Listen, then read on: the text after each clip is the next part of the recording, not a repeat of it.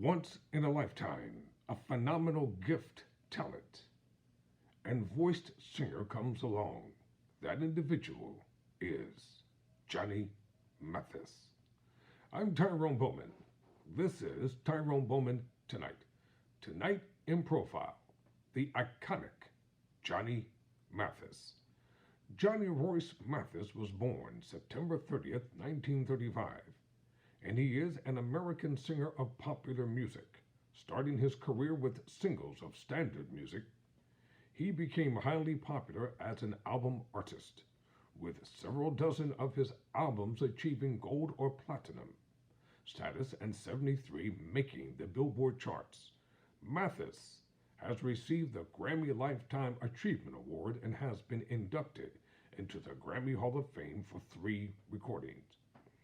Although frequently described as a romantic singer, his discography includes traditional pop, Brazilian, and Spanish music, soul, rhythm and blues, show tunes, Tin Pan Alley, soft rock, blues, country music, and even a few disco songs from his album, Mathis Magic, recorded in 1979. Mathis has also recorded 6 albums of Christmas music. In a 1968 interview, Mathis cited Lena Horne, Nat King Cole, and Bing Crosby among his musical influences. So exactly, who is Johnny Mathis? Mathis was born in Gilmore, Texas on September 30th, 1935, the fourth of 7 children of Glenn Mathis and Mildred Boyd, both domestic cooks. The family moved to San Francisco when Johnny was 5 years old, setting on 32nd Avenue in the Richmond district where Mathis would grow up. His father had worked in vaudeville as a singer and pianist, and upon realizing his son's talent, bought an old upright piano for $25. In today's market, it would be $385 in 2021 dollars. And encouraged his music, Mathis began learning songs and routines from his father. His parents also ran his fan club. His first song was My Blue Heaven. Mathis started singing and dancing for visitors at home, at school, and at church functions. When Mathis was 13, voice teacher Connie Cox accepted him as her student in exchange for work around her house. Mathis studied with Cox for 6 years, learning vocal scales and exercises, voice production, classical and operatic singing. The first band he sang with was formed by his high school friend, Merrill Saunders. Mathis eulogized Saunders at his funeral in 2008, thanking him for giving Mathis his first chance as a singer. Mathis was a star athlete at George Washington High School in San Francisco. He was a high jumper and hurdler, and he played on the basketball team. In 1954, he enrolled at San Francisco State College on an athletic scholarship, intending to become an English teacher and a physical education teacher. While there, Mathis set a high jump record of 1.97 m, or 6 feet 5.5 inches. This is still one of the college's top jump heights and was only 7 centimeters. 3 inches short of the 1952 Olympic record of 2.04 meters at 6 feet 8.5 inches. He and future NBA star Bill Russell were featured in a 1954 sports section article of the San Francisco Chronicle demonstrating their high jumping skills. Russell was number 1 and Mathis was number 2 in the city of San Francisco at the time. Let's talk about the early years and the career of Johnny Mathis, which has been an exceptionally phenomenal career. While singing at a Sunday school afternoon jam session with a friend, Jazz Settex, at the Black Hawk Club in San Francisco, Mathis attracted the attention of the club's co-founder, Helen Noga. She became his music manager and found Mathis a job singing weekends at Ann D's 44 Club in September 1955. She learned that George Avakian, head of popular music A&R at Columbia Records, was on vacation near San Francisco. After repeated calls, Noga finally persuaded Avakian to come hear Mathis at the 440 Club. After hearing Mathis sing, Avakian sent his record company a telegram stating, "Have found phenomenal 19-year-old boy who could go all the way. Send blank contracts." At San Francisco State, Mathis had become noteworthy as a high jumper, and in 1956, he was asked to try out for the U.S. Olympic team that would travel to Melbourne that November. On his father's advice, Mathis opted to embark on a professional singing career. Mathis's first recorded album, Johnny Mathis, A New Sound and Popular Song, was a slow-selling jazz album, but Mathis stayed in New York City to sing in nightclubs. His second album was produced by Columbia Records, vice president and record producer Mitch Miller, who helped to define the Mathis sound.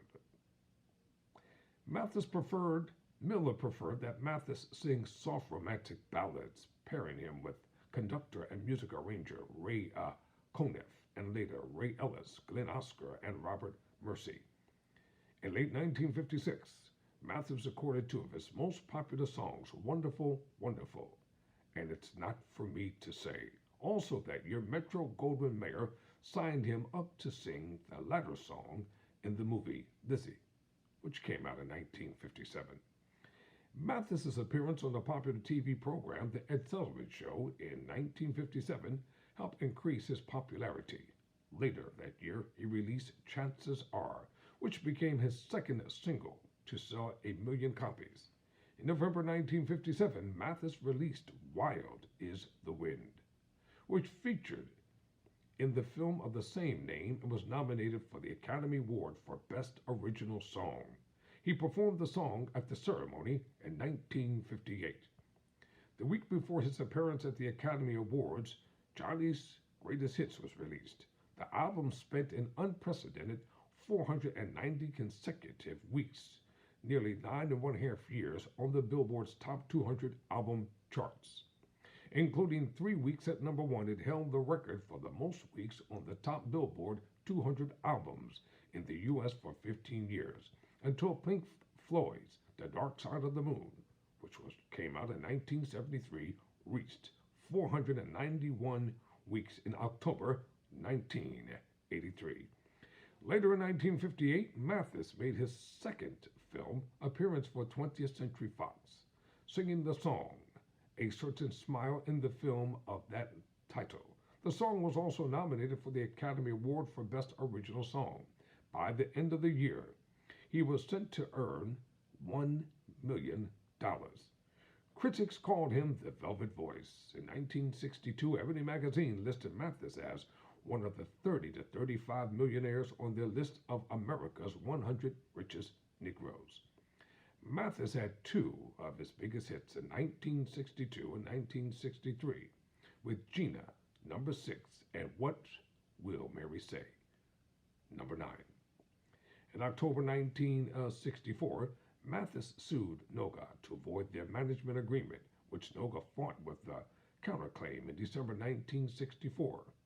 After splitting from Noga, Mathis established John Matt Records, Incorporated in California on May 11, 1967, to produce his recordings, and Rojan Productions, Incorporated in California on September 30, 1964, to handle all of his concert, theater, showroom, and television appearances, and all promotional and charitable activities. Previously, he founded Global Records to produce his Mercury albums.